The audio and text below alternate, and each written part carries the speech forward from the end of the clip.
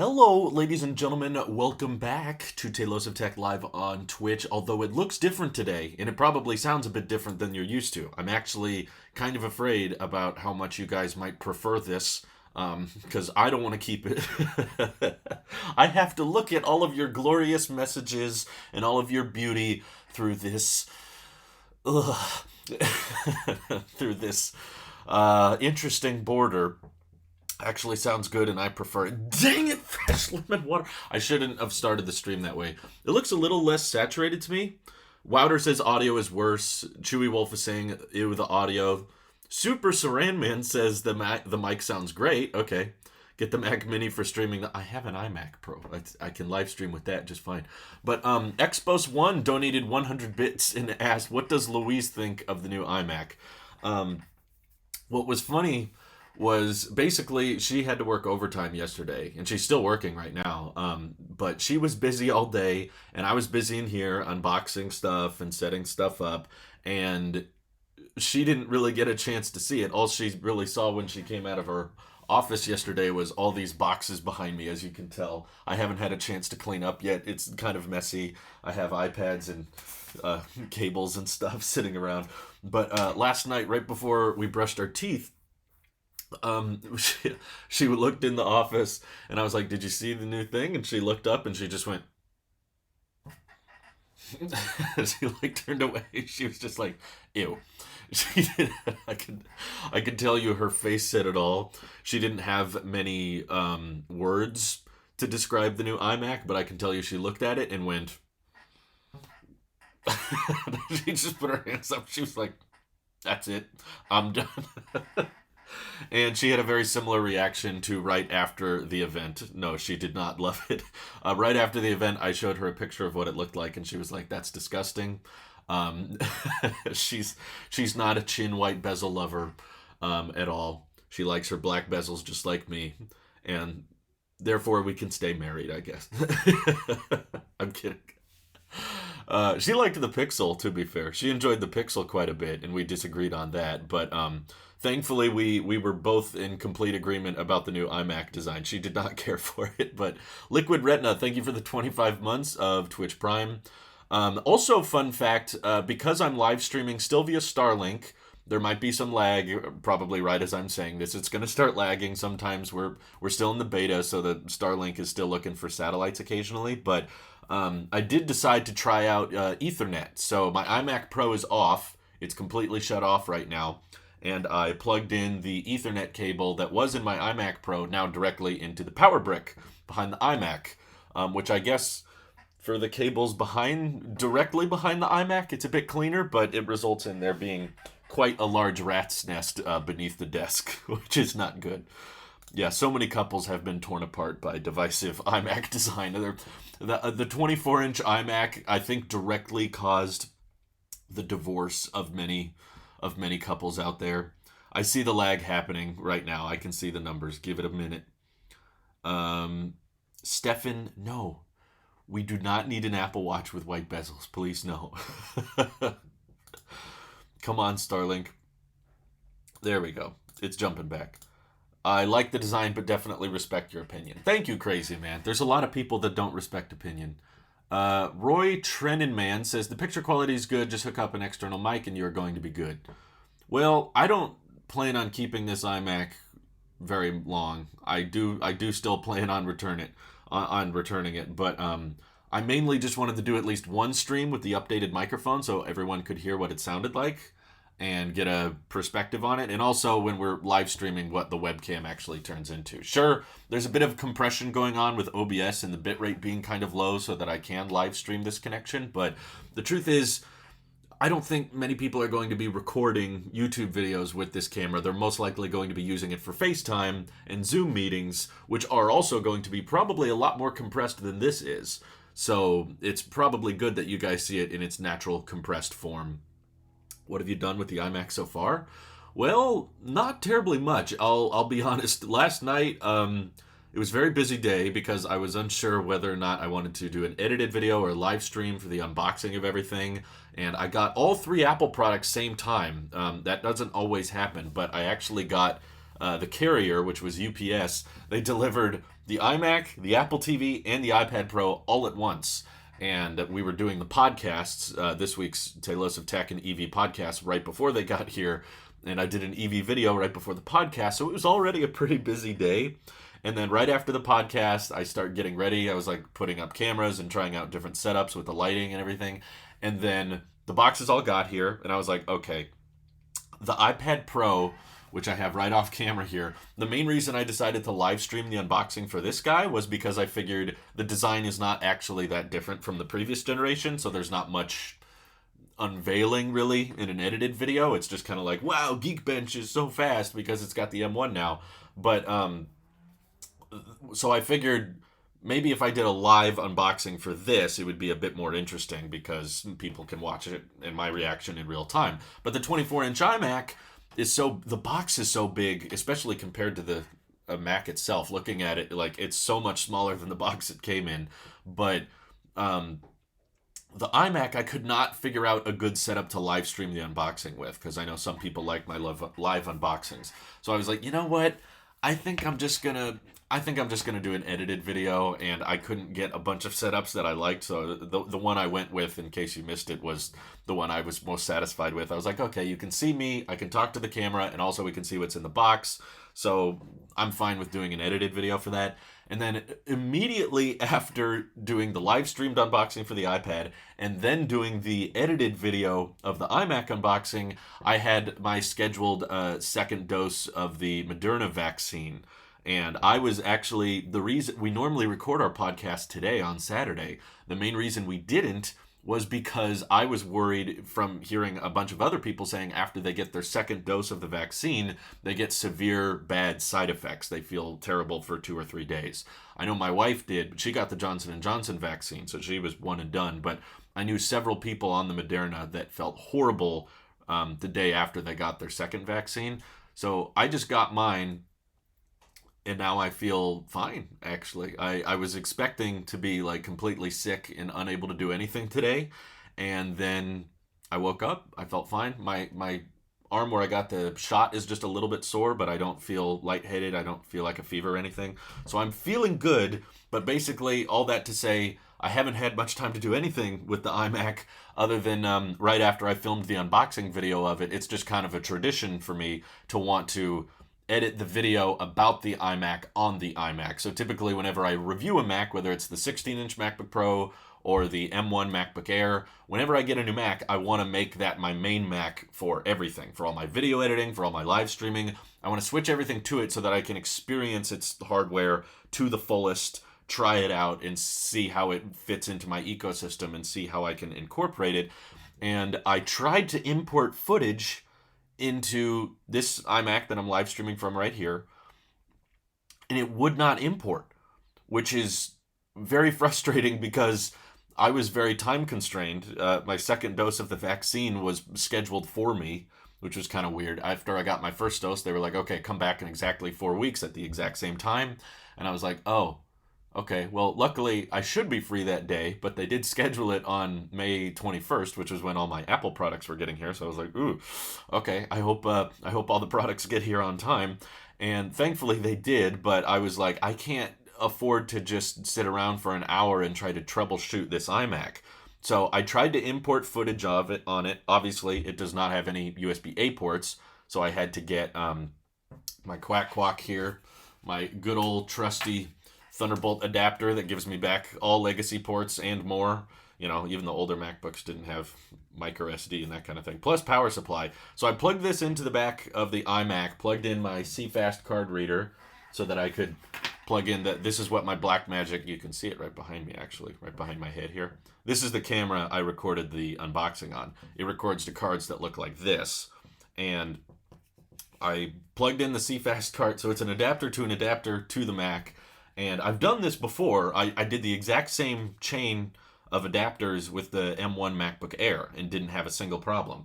And I've even done this same chain on previous generation, the 16-inch MacBook Pro. And for some reason with this, it does not like it. I tried to import it onto the iMac and it just froze. And the Finder was not responding. The whole user interface was just freezing up. and I relaunched the Finder. I went to force quit and tried to hit relaunch, and it would not come back on. It would not come back. I could not relaunch it. So the whole bar at the top with the Apple logo and Finder and preferences and all that, that was just gone. And I was trying to click around for it. I was trying to find it, and I couldn't do anything. So I had to reboot the whole computer. I did like a hard restart, turned it back on again, and then I tried to import it. I even tried a different port on the back of the computer just to see if it was maybe an issue with one of the ports. So I unplugged the adapter and tried a different port. I tried a different port in this adapter. Like when I first plugged it in, I used this port, and the second time I used this port. And no matter how many times I tried to unplug it and plug it back in, every time I tried to import it would just freeze. The Finder would not accept the CFast card footage.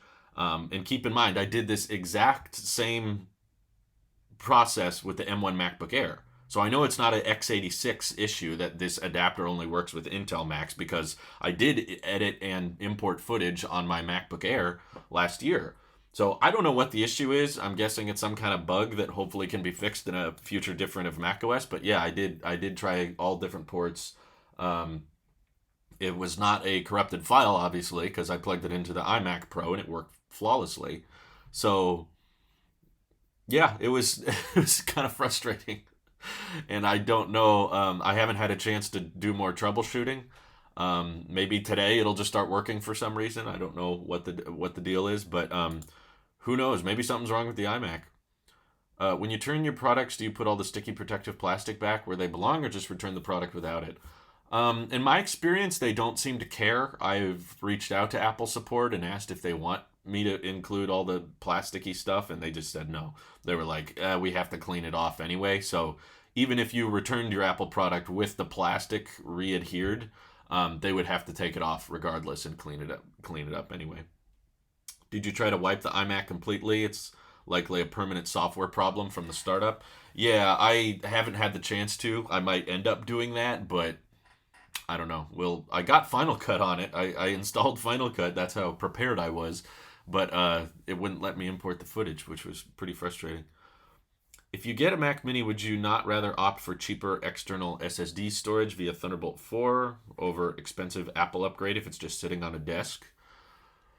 Not necessarily, because keep in mind, I'm a big fan of all-in-ones, so I don't like having big computer boxes or towers, whether they're computers or NAS or external hard drives that sit around permanently. I would rather have a cleaner one size fits all. Like if you caught my Big Mac video, as I called it, my dream Mac is still to have one screen and computer all put together, one power cord. I don't prefer the idea of having to separate the computer from the monitor and having two power cords, because there's only two power outlets in here. There's this one right behind me, which I have a bunch of cables going into, and then there's one over here, and that's it. So I don't want to have a bunch of extra boxes and extra computers with lights and servers and stuff sitting around. I want to just have one clean screen that does everything. It just sounds like they're not really going to like the screen I enjoy. They're not going to make the screen I want. Just looking at the iMac Pro now, it looks so much better. It's actually fascinating how much better it looks. How's the iMac? How's the white bezels? They're actually, I'm not exaggerating. Now seeing it in person, I'm not making this up. I'm trying to be genuine here. Like yesterday's unboxing was very sarcastic and salty. Like I was intentionally trying to come across as pessimistic. That was the joke. I figured, okay, people have all seen like 10 or 12 iMac unboxings over the past week. They've seen 1 million people unbox this thing by now. So you don't want to just do a traditional cliche, okay, time to unbox it. Huh, okay, here's the inside, here's the plastic. Interesting. Okay, let's set it up. Touch ID. Wow, like, I knew that there were so many iMac unboxings that were all identical over the past week that everyone had always seen, so I was thinking to myself going in, think different. I was like, how can I make this unboxing different from everybody else's? Because I want to leave a lasting impression so that this is not just a pointless unboxing of, oh, we've seen an iMac unboxing before, who cares? So I was just like, let's make this as interesting as possible. But now that I'm looking at it in person, in broad daylight, and I'm not super busy today, I'm just working, They look worse than I expected. And I have a specific reason why. It's not just because I looked at it and ew, it's gross. But I use my computers by a window. I have a fairly large window, and a lot of this is natural light. I don't have to turn on a light for this and everything. Um, but the light from the window is bleeding in through the white bezel and it on the side of the iMac that's closer to the window. And I thought that they intended this thing to be used kind of like in bright, well lit environments, right? Where you have very bright, very, um, like kitchen, right? Or the bedroom, or, have it in the living room. It's supposed to fit into the everyday environment. And the light is bleeding through the white bezels and the chin a little bit. I'm trying to think of a way I can show you this. Um, Maybe if I record a video real quick. I actually don't have my iPhone in here. I left it in the other room. I've just been so distracted with this iPad Pro because I love it. Let me record a video of it and see if it shows up. Um, okay, yeah. It's showing up on camera a little bit. But, yeah, the light bleeds through the edge of the bezel. So it's not flat. It's not like the same color all the way around. But let me see if you can see this. See that light coming in from the edge of the bezel all the way around? Like it's bright on one side and dark on the other?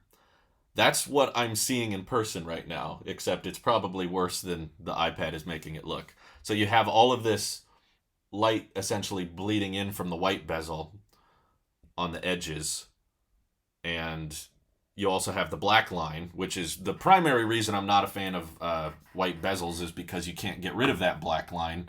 At least they haven't found a way to. In renders and on pictures on the website, that Apple and every company always pretends the black line doesn't exist. They always erase it so it looks like when the display is on, it just goes from white pixels to white bezel and it all just blends in seamlessly. When the truth is, even with the white display on in light mode and everything, it's pixel, black line, and white bezel. And seeing it in person now next to the window, I'm like, yeah, that looks cheap. It looks like it's made of plastic. And I'm sure it's not plastic. It's probably something really fancy and high precision, well done. It does look like a toy. And that's kind of how my wife perceived it as soon as she looked at it. She was just like, what the heck is that? And I'm just looking over right now at my iMac Pro. I don't know if I can even look at how messy my room is. But the iMac Pro is right here, and I don't know if it shows up or not, but there's no bleed in at all. Even on the brightest day, and it gets very, very bright where I am, you can have a super duper bright day with light coming right through the window, and the black bezel does not let any light in. So it's just completely dark. When the display is off like this, you can tell there's like barely any line. You can hardly see where the display ends and the bezel begins. There's a little bit of gradient there. I can see it, but trust me, it's painfully obvious with the white iMac, and not very obvious at all with the iMac Pro. So basically, seeing it in person reaffirmed my concern, and it actually looked a lot worse than I was anticipating. The white bezel is a natural LCD display now. Ew. Who needs backlight when you can have bezel light? Yeah, okay. Seems like other people were agreeing. Who needs backlight? Would you like the iMac more if you chose the silver one and installed the D brand black bezel skin? I don't think so. I see a bunch of people suggesting that. Drew, you can get a D brand and put black bezels on it. It's like, then it just looks like the old iMac, which I already have. I know what an iMac with a chin and black bezels looks like. That's the iMac I've been using for a decade. Even the iMac I had before the iMac Pro had a silver chin and black bezels. And I've been using that for a long, long time. So the idea that you have to spend more money on a new computer and then more money on a D brand skin to make it look the way it's looked for 10 years, I wasn't in love with the old design. That's not what we were hoping for.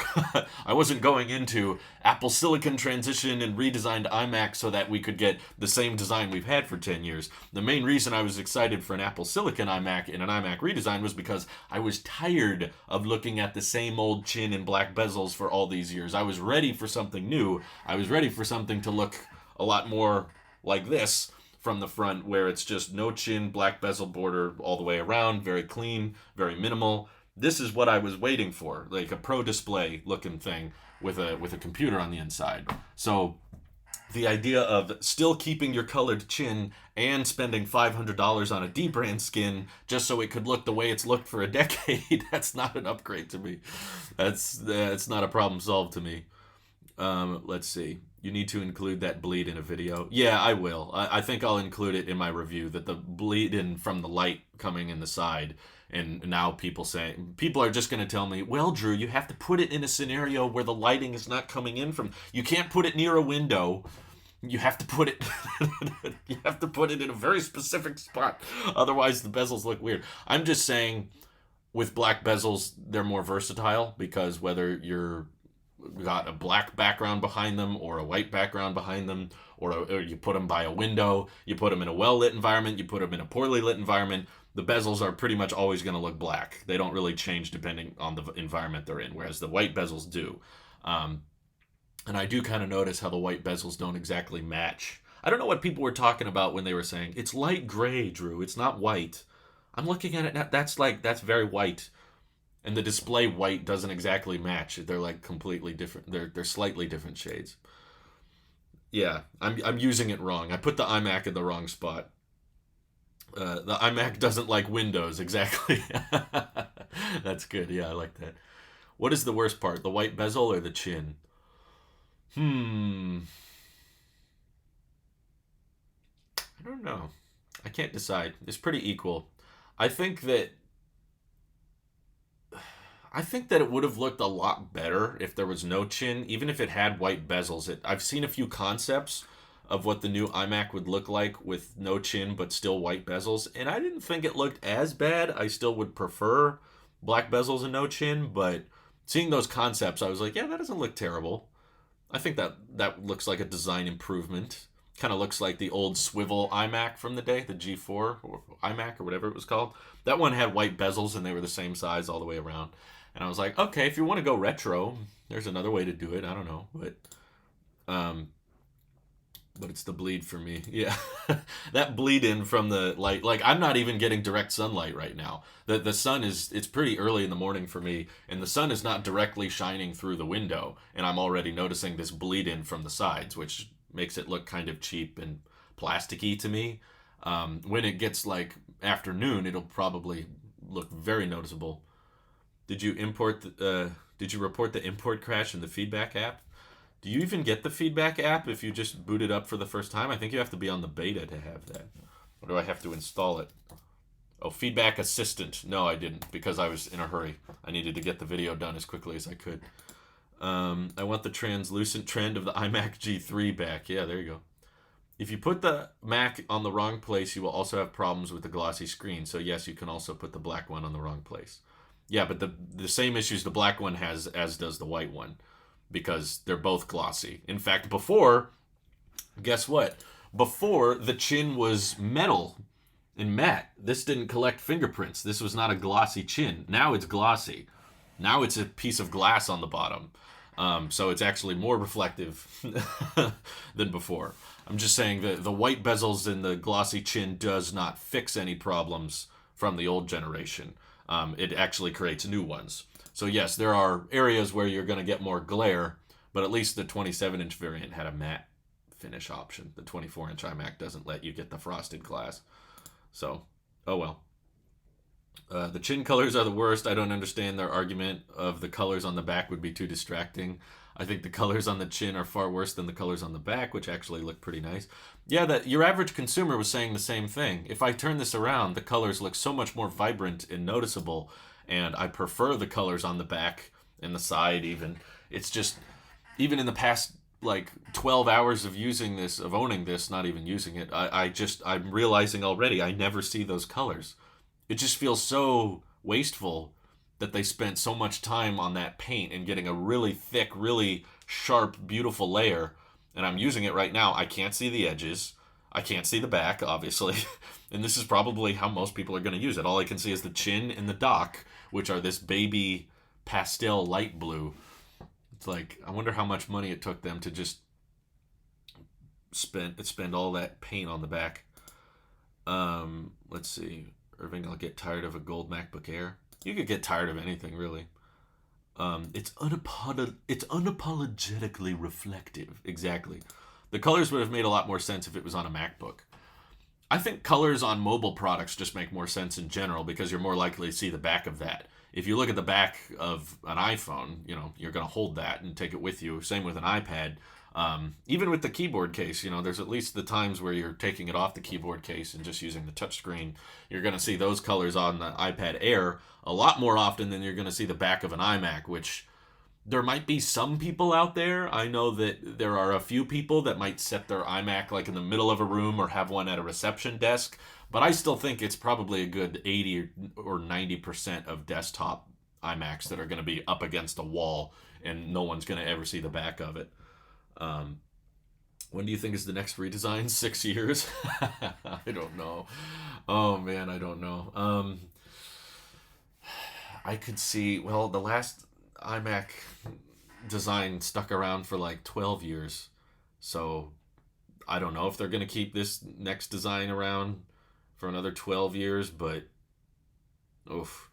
It could be long. It could be a while. It depends probably on how the sales do. Maybe if they see that this is divisive enough and it's splitting so many people down the middle, they'll want to update it sooner and they'll want to make a more chinless black bezeled iMac if they just see that a lot of people aren't into this. But if not, yeah, if the sales of it are okay, I guess they might keep it around for a long time, which will get old. Are you daily driving the 12 mini still? Still happy? Yeah, I love the 12 mini. The only times I notice the battery life is on like big trips. If I'm using GPS for like hours and hours and hours, or I'm going on a hike or going out into the city and recording tons of videos and pictures, which due to the pandemic is not that often. There's literally been 2 or 3 times I think the battery life has been an issue for me on just bigger road trips, but every other time of the year it's been great. Don't use it much when I'm in here because I have an iPad or a Mac to do everything. It's normally when I leave my office that I start using the phone. Yeah, this is the built-in microphone. This is not a dedicated mic. See, this mic is over here. I'm not using it right now. Although I must say I've been playing around with the M1 iPad Pro a lot, and I've been trying to learn a bit more of LumaFusion. And I downloaded Streamlabs, and I realized that I can plug in external microphones, which I knew was a feature, but I wasn't sure if the Streamlabs application was good enough at taking advantage of it. And I've been playing around with the super ultra-wide front-facing camera, and man, I gotta tell you, I am tempted to want to move a bunch of my workflow onto this thing. I'm really, really tempted. I've been toying around with settings and video effects and color correction and stuff on LumaFusion. And I haven't used LumaFusion in a few years because I was like, yeah, even if I could edit videos off my 2018 iPad Pro, I know that it's, 64 gigs of storage, and I'm not going to be able to store much on it or edit much on there anyway. And simultaneously, the A12X chip is fast, don't get me wrong, but I know for a fact that my iMac Pro is going to be faster. So even if I was able to learn LumaFusion and edit all my videos off the iPad Pro, it would still slow me down compared to the iMac Pro. But now that it has the M1, I'm like, it might be pretty close. Like, I want to do some export tests. I want to see how much I can get done on this thing compared to how much I can get done on the iMac Pro and how fast, because I know that the M1 is pretty close in terms of performance, and there's a chance that LumaFusion could export at a different rate and might be more optimized for the M1 than than the iMac Pro is optimized at Final Cut. So I want to give it a shot. I want to try to edit some videos off it, yeah, and I might even try to do a few Twitch streams off of it. Matthew Pulaski says, I love the new Apple TV remote, even though it took me a few minutes to realize how to do the cool scroll wheel through videos thing. You actually have to pause the video and then rest your finger on the edge of the wheel for about half a second before you can start spinning. Yeah, I didn't get much time with it yesterday, but I did set it up, and it actually ended up being more frustrating than I thought. I love the remote. I'll agree with you there. The buttons on it are solid, and it feels very, very nice, and it looks a lot harder to lose. I'll agree with I'll agree with Apple on that. That the updated remote being all silver aluminum makes it much easier to spot, especially in darker environments. So I love the remote, but I tried to do the quick little setup thing where I just plugged in the Apple TV and plugged it into our TV, and then it was like, hold your iPhone nearby and then enter this code, and then it'll set up everything for you. And I entered the code and I held the phone and everything, and then it just was like, unable, cannot boot up. It would not log into my Apple ID, and I put in the correct email and correct password several times, and it still didn't work. So I was a little frustrated because it was late at night. We just got back from being vaccinated, and my wife and I were just wanting to watch TV. And I was like, "Ooh, honey, let me set up the new Apple TV really quick." She was like, "All right." And I tried to show her how quick and easy it would be. And I was like, "See, hon, I just have to connect it to the phone," and I hit set up, and then it was just unable to connect. And I was like, "Okay." And so we just gave up because it was late, and we only had probably like 20 minutes before we were about to go to bed. So we just went back to the Roku, and probably today I'll have more time to mess around with it. But there used to be a way to quickly jump back or forward exactly 10 seconds on the old remote. Can't figure out how to do it on the new remote. I thought that was what the D-pad was for. That's what I was thinking about the old Siri remote, was that it couldn't do the 5 second and 5 second reverse and fast forward, especially on YouTube. But the old one could, because it had like a D-pad. Now the new one has a D-pad, but I haven't been able to mess around with the Apple TV much. How was dose 2 for you? Mine was actually better than the first one. I didn't have any side effects after the first dose, other than where they gave me the shot. My arm was a little sore, and I'm having the exact same reaction so far. I still feel fine. I don't have a fever, or I don't have a headache or anything. I feel fine, other than just my arm is a little sore. But yeah, first and second dose, I had the exact same reaction thus far. It's possible right after this live stream, my head could explode. So I got it last night, so it was over 12 hours ago. I believe side effects would have set in by now. I don't know. You literally just click back to go 10 seconds back, and you click forward to go 10 seconds forward. No need to mess around with trying to get the right angle of the trackpad anymore. That's what I didn't like. The old Siri remote, you had to like click on just the right part of the trackpad to go back and forth, but now I'm hearing mixed results. I feel really tired after my second dose of Pfizer. Yeah, I'm on Moderna. Destiny says he has COVID right now. Be lucky you guys got the vaccine. Yeah, I hope you feel better soon. Sorry you're not doing good. What else did Destiny Gamer say? Hey Drew, I'm getting AirPods tomorrow. Do you think I should have gone for the AirPods Pro? Is it an objectively better device than AirPods for the money? No, not objectively. I love my AirPods Pro because there's a lot of uses where I really appreciate having active noise cancellation. The three main ones I can think of is when I mow the lawn, which this time of year is pretty regularly, and whenever I am mowing and listening to music, the ANC really cancels out the sound of the mower, and I can really just hear the music, and I don't have to listen to the machinery the whole time. So that's really nice. The other time is when sometimes my wife is working or taking a nap or something, and because it gets hot here, I live in a very warm climate, we often have a fan running of some kind, and it'll sometimes run pretty high, or the built-in AC is running, and we don't have a really fancy like mini split air conditioner. It's just like a built-in wall AC unit, and it gets pretty noisy.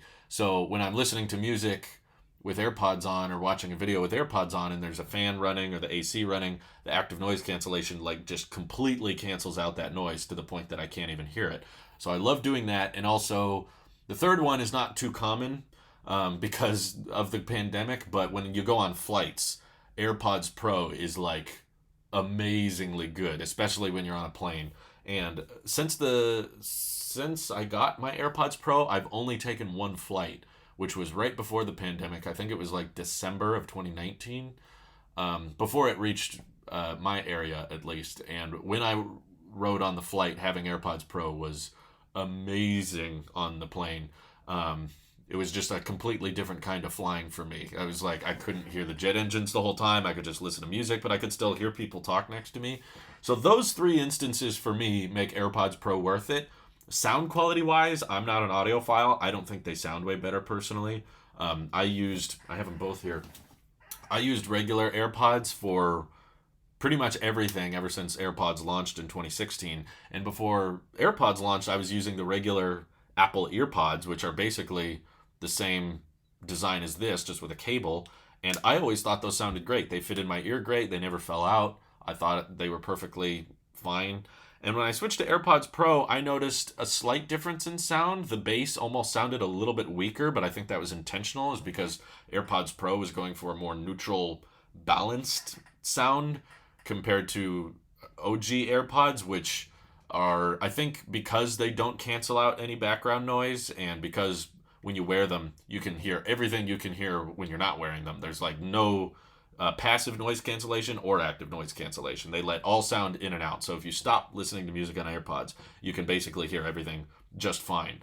So the OG AirPods still sound great to me. They still arguably have better bass, but I guess it's very personal preference. That's why I wouldn't say AirPods Pro are objectively better. Some people think they sound better, but I recall me, as well as Sam from iUpdate, saying that he thought the original AirPods sounded better than AirPods Pro. To me, they're pretty evenly matched. I can't really tell a huge difference. This is my go-to for most things, though, especially mowing the lawn. And when I do podcasts, I normally do AirPods Pro. But whenever I try these again, I love them. They sound great. And they fit in my ear better. Like if I go on a run or I'm working out or something, I would rather wear these because they're less likely to fall out. Whereas the AirPods Pro, over time, they like to slip out just a bit more. So I don't think they're objectively better. I still think the OG AirPods are pretty good. But yeah, depends on if the active noise cancellation thing makes a big difference for you. I used to live near there, but not anymore. Aldo Fern. I also try not to use my AirPods Pro at home when I don't really need them, and I can use wired headphones instead. Why? Batteries versus price. I've never liked wired headphones, no matter the use case. Whether I'm editing a video or talking to someone on FaceTime, no matter what was going on, I never preferred having a wired connection. And I've tried audiophile, lossless playback before. I have a close friend whose brother used to do audio engineering. I don't think he's doing it anymore, but he bought some really high-end headphones with lossless playback and was doing audio mixing and stuff. And I tried it out, and I just could not tell. I was like, yep, sounds the same to me. I was like, I think AirPods sound better, actually. They feel more clean and immersive, whereas I had these like open-backed different kinds of headphones and quarter-inch jacks and all this, and I was just like, it sounds fine to me. Batteries don't bother me. I've had AirPods Pro for a while now, and you can basically, as long as you tell Apple that you're experiencing some kind of degradation or loss in quality in one of your AirPods within the first year, they will send you a replacement for free. And then you kind of get to reset that whole battery cycle. Let's see. AirPods are kind of the baseline for headphones. I always thought regular AirPods sounded great. That's how you know I'm not an audiophile. Is back when I used the included EarPods that came with my iPhone. I was like, it sounds great. I love it. And I couldn't really find other pairs of headphones that sounded better. Are the mics in the AirPods Pros worse than the regular AirPods because it has a smaller stem, or is it the same?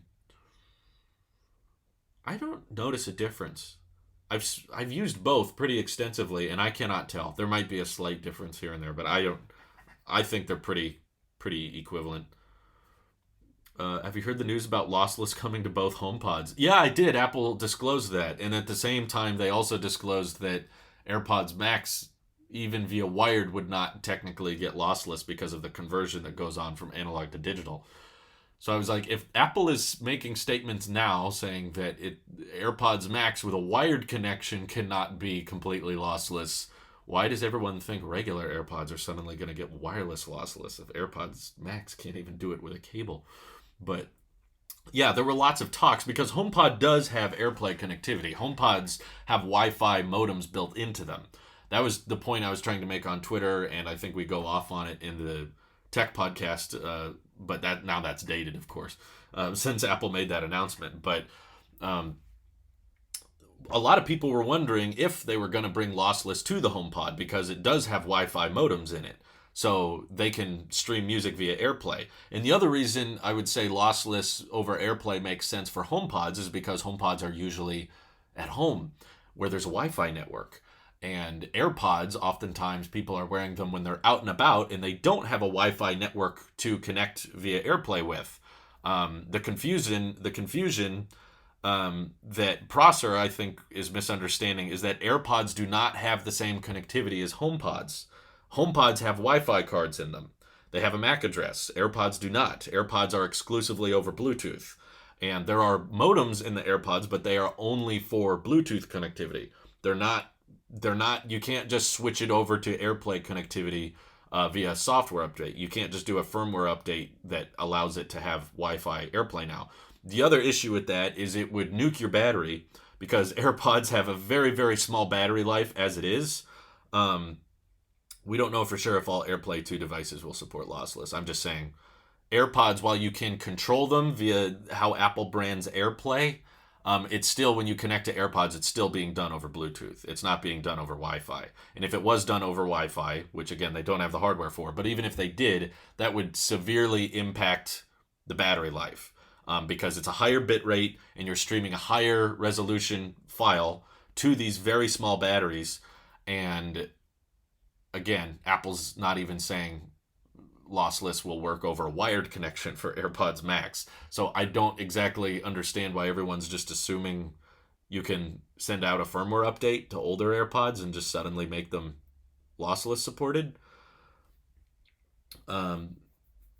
Aldo Fern says Bluetooth SBC codec supports 16-bit audio, but the AirPods don't currently support SBC. I don't know as much about those standards, but I also agree that the difference in sound quality would not be noticeable. The drivers and the speakers within AirPods and AirPods Pro, I think those hardware-wise were optimized for AAC. They were not optimized for lossless.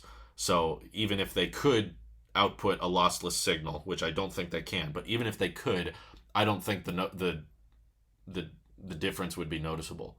You probably couldn't hear it. Even an audio file couldn't hear it because the drivers and stuff wouldn't make a difference.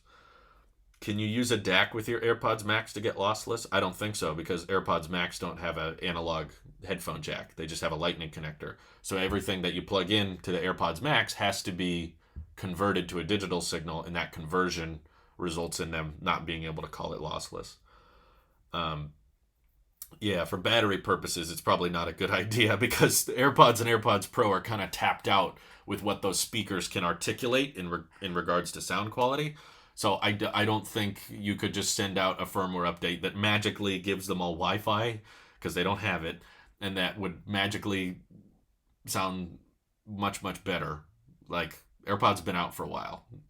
If there was a way to make them sound substantially better via firmware update, I think Apple probably would have done it by now. Does Apple make a dedicated wired headset? Do you think a version 2 of the AirPods Max could support lossless? In the future, yeah. Like right now, we know that if you have a Wi-Fi modem, if you have Wi-Fi silicon inside a device like a HomePod or a HomePod Mini, they can technically support lossless playback via AirPlay going over Wi-Fi. It's a much higher bitrate. Same way you could stream a 4K or 8K resolution video. It's just kind of doing that, except instead of a video, it's a very large audio file. Also, Galilver, thank you for the tier 1 sub. Sorry I didn't say thank you earlier. I saw it, but I was caught up in the discussion. But either way, I appreciate the support. Also, Liquid Retina subscribed with Twitch Prime for 25 months. Thank you, Liquid Retina. Sorry I didn't catch up on the donations, but appreciate that. Yeah, in the future, if they wanted to make headphones that had Wi-Fi chips in them that could actually stream a really high-resolution file from Apple Music, just like the HomePods do, they could technically add that in the future. The issue with that, I think, still would be AirPods don't support cellular or streaming directly off Wi-Fi currently.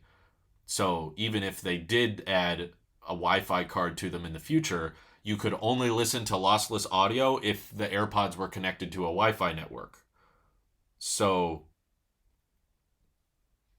it wouldn't be a thing you could use anywhere. It's not like you could take your AirPods with you on the bus and in public and stream lossless to them, because you can't stream lossless from the phone and then from the phone via Bluetooth to the headphones unless Apple comes up with some miraculous new proprietary wireless standard, which So far, they don't have one. Everything they've built is somewhat custom, but it's still going over basic Bluetooth 5 or Bluetooth 4, and that isn't able to support a lossless signal. Um, so it might be one of those things where you have to use it with a Wi-Fi network. Like there could be a version of AirPods Max in the future that you can connect to your Wi-Fi so that when you're at home, you can play a lossless audio file. But that's a very specific example. um, there could be future generation hardware that has some kind of custom. Apple comes up with their own version of Bluetooth 6 that has very high bandwidth conversion so that there's like no loss of data between phone to headphone. Um, so there's a way future hardware can do it. I just don't think there's a way current hardware can. Many Bluetooth headphones also accept analog audio via 3.5 millimeter cable. That's correct. Seems like poor design to not incorporate this into AirPods Max if they were going to do lossless. I don't think they were. I think that's what people are misunderstanding. AirPods Max, the reason I'm not that big a fan of them is because they were definitely designed to be wireless headphones primarily. They were not designed to be audiophile headphones exactly. They do sound great and they do have really rich audio quality, but they were not meant to be used with a wire. They had like this backup extra method in case you wanted to use it when your batteries die or something. They're like, okay, you got to charge it via Lightning anyway. We might as well allow an analog to digital conversion there. So you can use them with the wire, but they were definitely not intended to be used that way. I think it would have been very bizarre for them to put a headphone jack on AirPods Max just because of how much they've been ditching it across the iPhone and the iPad. But yeah, simultaneously, it's like, why does Apple suddenly care about lossless audio? They've been like ditching analog ports for quite some time. Imagine saving music to your AirPods Max, though I guess you can already do something like that with the Apple Watch. Yeah, you can, but of course the Apple Watch still has to output everything via Bluetooth. It's no ports, basically. There's a maintenance port, but that doesn't do anything. Include 5G and M1 into the next version of AirPods, and then they would be chonk AirPods. That would just nuke the battery life so good. And AirPods Max battery life was not wonderful as it was, especially because they don't have an on and off switch, and I think their battery life is like 20 hours, which there are cheaper over-ear headphones that last like 25, 30 hours or more. So AirPods Max in regards to over-ear headphones is not that good. Okay, Matthew says, that's not how Wi-Fi streaming works. When you connect your phone to a Wi-Fi connected headphone, it basically makes its own network. So it streams over the Wi-Fi protocol, but it doesn't actually need a Wi-Fi network, much like AirDrop. Okay. Yeah, I'm still new at this, so I agree. I don't know everything about this, but I was pretty into it, and we got into a pretty interesting discussion about it in the Discord with different people that were looking into if what Prosser was suggesting was possible. And most of the people I were talking to were like, I don't think they could do that. Um, but creating your own Wi-Fi network, just treating it like AirDrop, I still think would nuke battery life, especially on a device that small. Are you having the blooming effect some users are experiencing with the mini LED iPad? I don't know if I understand what blooming is very much. Some people were asking if I noticed like the edge of the display being a little bit darker, which I can kind of tell, but it's not. I have to genuinely look for it. I have to like pay attention right to the edge. It's almost like just a very slight drop shadow around the display. But yeah, it's not like it makes it look bad. It just looks fine. Some people, I guess, might be frustrated by that, but the much better contrast ratio is what's far more noticeable to me. The difference in the off pixels and the bright pixels and in the color accuracy, and just it looks much more saturated. It looks much more rich than my old iPad. I would compare it very closely to the experience I had when I used an iPhone 10 for the first time. I remember being at the Apple store, and I'd never looked at the iPhone 10 yet, and I'd been doing all this research on it, and I was there to pick one up, and I finally went up to one, and they had it on demo, and I picked it up, and I was like, whoa, that contrast difference was somewhat noticeable to me.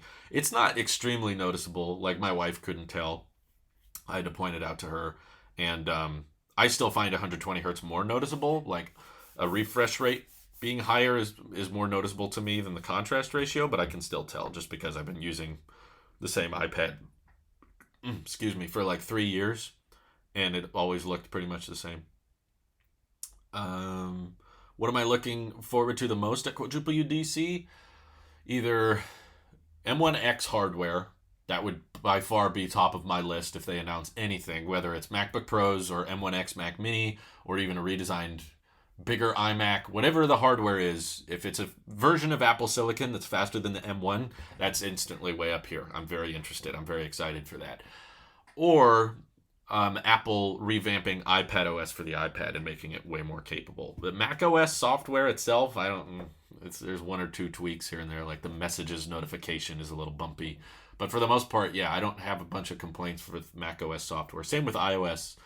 iOS 15, I can hardly think of anything. Just like the little pop-ups should be notifications instead of taking over the whole display and preventing you from interacting with it. Like, I don't need that. Same with watchOS. I don't have a big list of things for watchOS.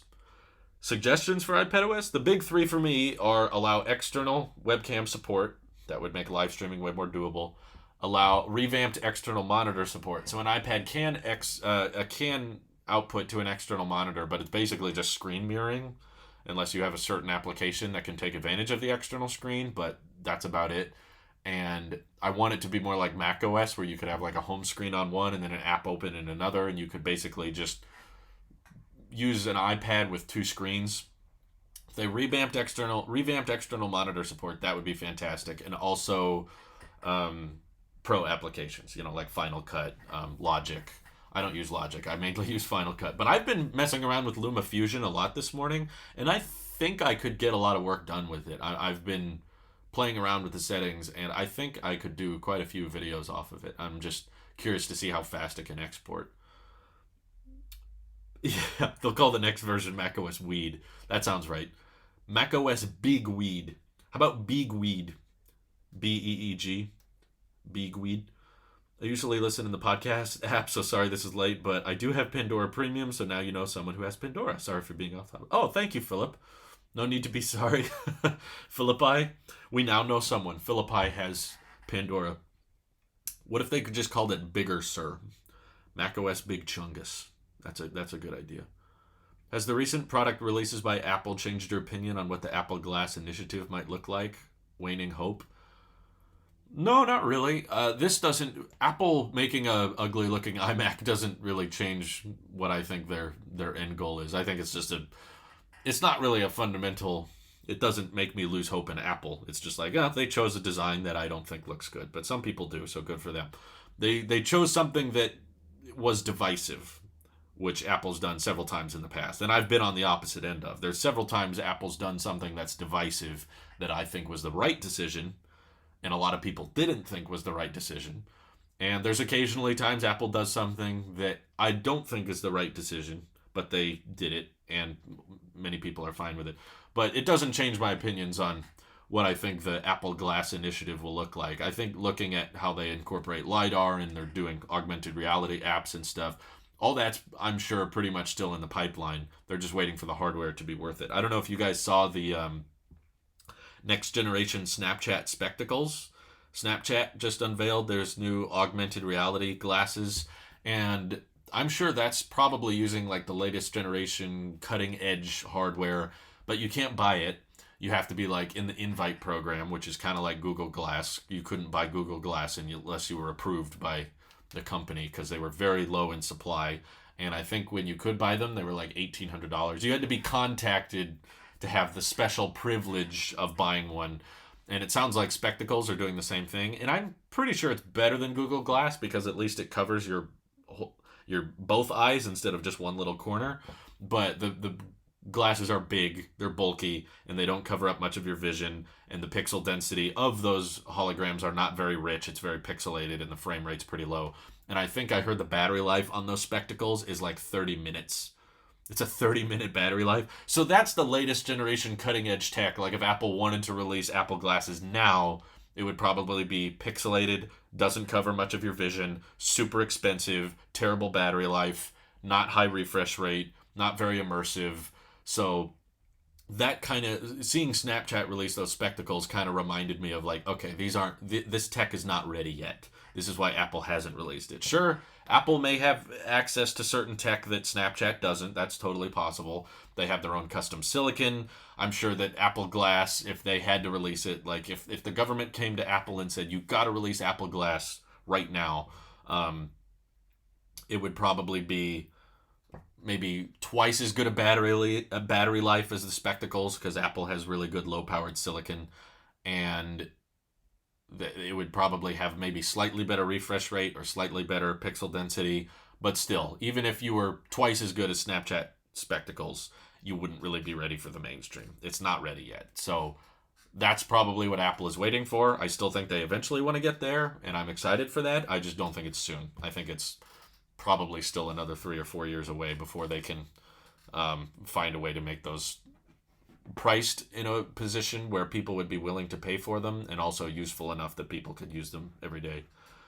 I don't think it's a gimmick. I do think they're working on it. I think Tim actually alluded to it or almost confirmed it in an interview. He said like the augmented reality software is much more interesting to us than virtual reality. It's just the hardware isn't quite there yet. And they have, dozens of patents and stuff. So I'm sure they're working on glasses eventually. They're just going to wait until they're ready for mainstream, and they're not ready yet. King Wing says he loves the look of the webcam on the new iMac. Good. I'm glad you guys like it. I like it too. I'm curious how it looks compared to the iMac Pro, but I think it's also a 60 FPS webcam. I can notice a difference. I believe this is a high refresh rate webcam, which the old iMacs did not have. I'm very happy with the webcam and microphone so far. And the speakers. The speakers sound beautiful. Fantastic. They're a little bit bottom heavy compared to my iMac Pro. I mean, it makes sense. The iMac Pro is a lot more expensive. But the iMac Pro has speakers coming out of the bottom, and there's speakers up here behind the display. And you can hear them. Even though they're behind a screen, it's very noticeable when you're listening to stuff, and it has very good bass. The 24-inch iMac, you can feel all the sound coming just from the bottom and not so much the top. So the iMac Pro just sounds a little bit better, I think, in regards to immersion, but not bad at all for a 24-inch iMac. When Apple switched to black bezels in 2007, Apple fans at the time hated it. I went back and read some of the old Mac Rumor forum posts from that announcement, and they absolutely despised the black bezels. I'm not saying everybody on Earth has always liked black bezels. I'm just saying I prefer them, and I think most people do. They hated that the back was silver and the front was black, and they said it didn't match. They said it didn't look Apple-like, so basically the same thing everyone is saying right now. Not everyone. I don't like how everybody in the chat or Twitter and stuff acts like everybody hates the new iMac. It's like, no, it's split. It's divisive. There's a bunch of people who like it, and there's a bunch of people who don't like it. Don't say like everyone, because in the tech community, basically, almost everyone is in love with it. Sam loves it. Morrison loves it. I'm sure Ijestein loves it. And then you have people like your average consumer and Marquez that are like, I would have preferred this, but I guess it's fine. It's not for me. And then I'm just like the one guy that's like, no, I hate it. So I'm sure you can go back on forums and you will find any redesign comes with people hating something. I'm not saying everyone applauded the black bezels. I'm just saying I really applauded it. And I was in the camp of black bezels looked good.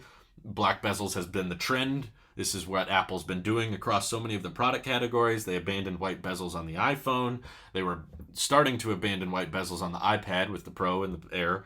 And I was hoping they wouldn't bring back white bezels. I wouldn't mind them having white bezels as long as there was a black bezeled option too. If you could get black bezels if you preferred that. Both would be fine. Dave 2D liked it. Yeah, plenty of people love it. So it's not everyone hates it. But over time, everyone will learn to love it. It's some people hate it, some people love it, and most people are probably going to stay in the camp they're in.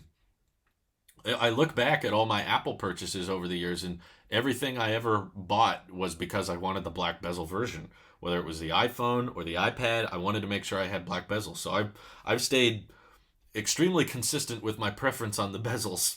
I feel like more people would be mad at me if I suddenly liked the 24-inch iMac because it has a bunch of things that I used to critique products for. Like I despised the Pixel for having, the white bezels and the big chin, big useless chin. If I suddenly turned around and fell in love with this and said it looked great, wouldn't everyone say, well, okay, so he likes it when Apple does it, but he hates it when Google does it? It would be kind of hypocritical. For work on iMac, could be the white bezels better, but if you watch movies or YouTube, the white bezels are more disturbing. I just think the black line across the entire display is disturbing, and the light bleed in I'm getting as it's near the window is more distracting than the black bezels were. EAP made a render of white bezel iPhone 12. Oh, goodness. That sounds horrible. White bezeled iPhone. No, thank you. No, thank you, Apple. Please don't. Anyway, I appreciate you guys for tuning in. I'll probably get to work on some more videos now. I'm still feeling good, so I might as well keep working. I'll probably try to edit a video on the M1 iPad Pro, since maybe that will be better at importing footage. But thank you all for watching, and hope you have an excellent rest of your day. Take care, all. Bye-bye. Oh, it's going to show the countdown, because I haven't put the loop file on here yet. So nothing's happening at the end of the countdown, but there's a countdown coming. Okay, bye-bye.